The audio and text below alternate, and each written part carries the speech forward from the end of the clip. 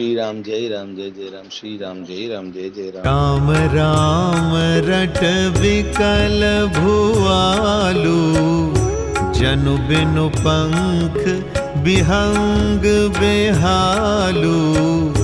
हृदय मनाव भोरु जनि होई, राम ही जाय कहै जनि कोई। उदौ करहु जनि रवि रघुकुल गुर, अबध बिलोकी सूल होई हियुर। भूप प्रीति कैकई कठिनाई, उभय अवधि विधि रची बनाई। बिलपत नृपहि भयउ भिनु सारा, बीना बेनु शंख धुनि द्वारा। पढ़हि भाट गुण गावहि गायक, सुनत नृपहि जनु लागहि सायक। मंगल सकल सुहाहिन कैसे, सहगामिनी विभूषण जैसे। तेहि निस नीद परी नहीं काहू, राम दरस लालसा चाहू। द्वार भीर सेवक सचिव, कहहि उदित रवि देख। जागे अजहु न अवधपते, कारनु कवनु विशेष। राजा राम राम रट रहे हैं और ऐसे व्याकुल हैं जैसे कोई पक्षी पंख के बिना बेहाल हो। वे अपने हृदय में मनाते हैं कि सवेरा न हो और कोई जाकर श्री रामचंद्र जी से ये बात न कहे। हे रघुकुल के गुरु सूर्य भगवान, आप अपना उदय न करें। अयोध्या को बेहाल देखकर आपके हृदय में बड़ी पीड़ा होगी। राजा की प्रीति और कैकई की निष्ठुरता दोनों को ब्रह्मा ने सीमा तक रचकर बनाया है। विलाप करते करते ही राजा को सवेरा हो गया। राजद्वार पर वीणा, बांसुरी और शंख की ध्वनि होने लगी। भाट लोग विरुदावली पढ़ रहे हैं और गवैये गुणों का गान कर रहे हैं। सुनने पर राजा को वे बाण जैसे लगते हैं। राजा को ये सब मंगल साज कैसे नहीं सुहा रहे हैं, जैसे पति के साथ सती होने वाली स्त्री को आभूषण। श्री रामचंद्र जी के दर्शन की लालसा और उत्साह के कारण उस रात्रि में किसी को भी नींद नहीं आई। राजद्वार पर मंत्रियों और सेवकों की भीड़ लगी है। वे सब सूर्य को उदय हुआ देखकर कहते हैं कि ऐसा कौन सा विशेष कारण है कि अवधपति दशरथ जी अभी तक नहीं जागे। पछिले पहर भूप नित जागा, आजु हमहि बड़ अचरजु लागा। जाहु सुमंत्र जगावहु जाई, कीजिए काजु रजाय सुपाई। गए सुमंत्रु तब राउर माही, देख भयावन जात डेराही। धाई खाई जनु जाई नहेरा, मानहु विपति विषाद बसेरा। पूछे कौन उतरु देई, गए जेहि भवन भूप कैकेयी। कही जय जीव बैठ सिरुनाई, देखि भूप गति गयउ सुखाई। सोच विकल विवरण महि परेउ, मानहु कमल मूल परिहरेऊ, सचिव सभीत सकय नहीं पूछी, बोली अशुभ भरी शुभ छूछी। परिनराजहि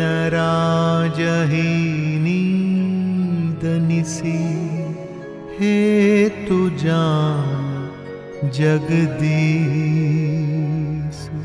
राम राम रटि भोर किय, कहै न मरमु महीस। राजा नित्य ही रात के पिछले पहर जाग जाया करते हैं, किंतु आज हमें बड़ा आश्चर्य हो रहा है। हे सुमंत्र, जाओ जाकर राजा को जगाओ, उनकी आज्ञा पाकर हम सब काम करें। तब सुमंत्र राजमहल में गए, पर महल को भयानक देखकर वे जाते हुए डर रहे थे। ऐसा लगता था मानो दौड़कर काट खाएगा, उसकी ओर देखा भी नहीं जाता, मानो विपत्ति और विषाद ने वहां डेरा डाल रखा हो। पूछने पर कोई जवाब नहीं देता। वे उस महल में गए जहां राजा और कैकई थे। जय जीव कहकर सिर नवाकर बैठे, और राजा की दशा देखकर तो वे सूख ही गए। देखा कि राजा सोच से व्याकुल हैं, चेहरे का रंग उड़ गया है, जमीन पर ऐसे पड़े हैं मानो कमल जल छोड़कर मुरझाया हुआ पड़ा हो। मंत्री मारे डर के कुछ पूछ नहीं सकते। तब अशुभ से भरी हुई और शुभ से विहीन कैकई बोली, राजा को रात भर नींद नहीं आई, इसका कारण जगदीश्वर ही जाने। इन्होंने राम राम रटकर सवेरा कर दिया, परंतु इसका भेद राजा कुछ भी नहीं बतलाते। आनहु राम ही बेगी बोलाई, समाचार तब पूछे हुआई। चले सुमंत्रु राय रुख जानी, लखी कुचाली कीन्ही कछु रानी। सोच बिकल मग परई न पाऊ, राम ही बोली कही काराऊ।